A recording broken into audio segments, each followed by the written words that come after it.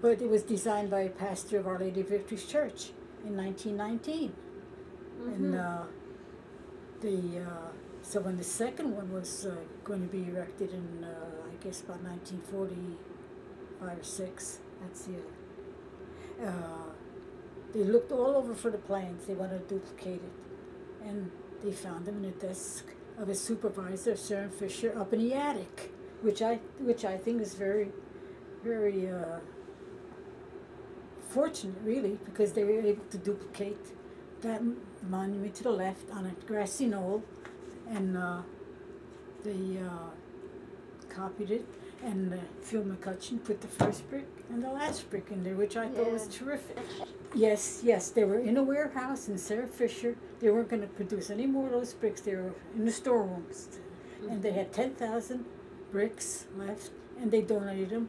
And that monument, that second monument, was built by all local help. They had masons and bricklayers, and anybody that could do anything, even the politicians wheel a wheelbarrow doing that monument. It was all built by Sayreville help, the World War II. Right. Oh yeah, they appreciated veterans because that park was the park. They acquired 40 acres of land for that park, and they named it after the veterans. And then the monument, and then our first street was named, MacArthur Avenue was the first street in the country that was named after General MacArthur. And I don't know, it's presumably, but they thought that this monument was the first monument dedicated to the World War II veterans, the second one. They were very patriotic. The whole town was patriotic. And well, that's because they more or less participated in it with their sons in the service, and then women went to work in the industries because the men left. So women started to get jobs in the plants of Hercules and DuPonts, and well, they were asking for replacements, and women, in those days, women didn't do much labor like that, but they went into the industries, and they were happy to have them to replace the men.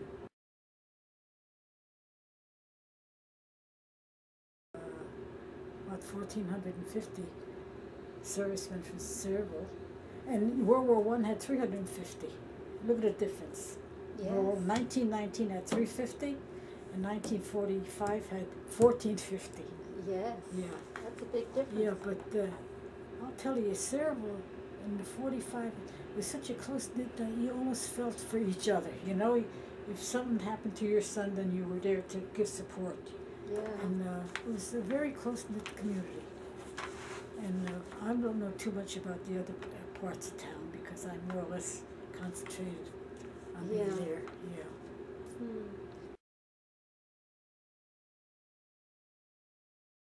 And the first one especially, I think it was Delicat. He was from President Park, and then Chechko, right from my area. It was very sad when you heard of someone losing a serviceman. We all felt it because we were all like part of it. It impacted on everybody. Right. Yeah, at that time. Now it's different. We got 40,000 people who don't care about their neighbor. You know what I mean?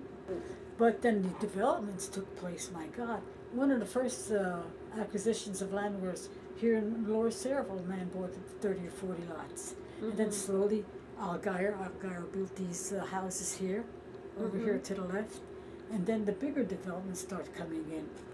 One of the developments on MacArthur Avenue, the one. All these little President Park was the biggest. I think there were 2,500 houses built in President Park. Yeah. It was changed because it brought the people from the city. Not that I have anything against the city people, but it brought people into town. And that's why we have 40,000 people now. Because nothing was different. It was just the influx of people, your neighbors, the land that was vacant is now occupied by houses. That was the difference,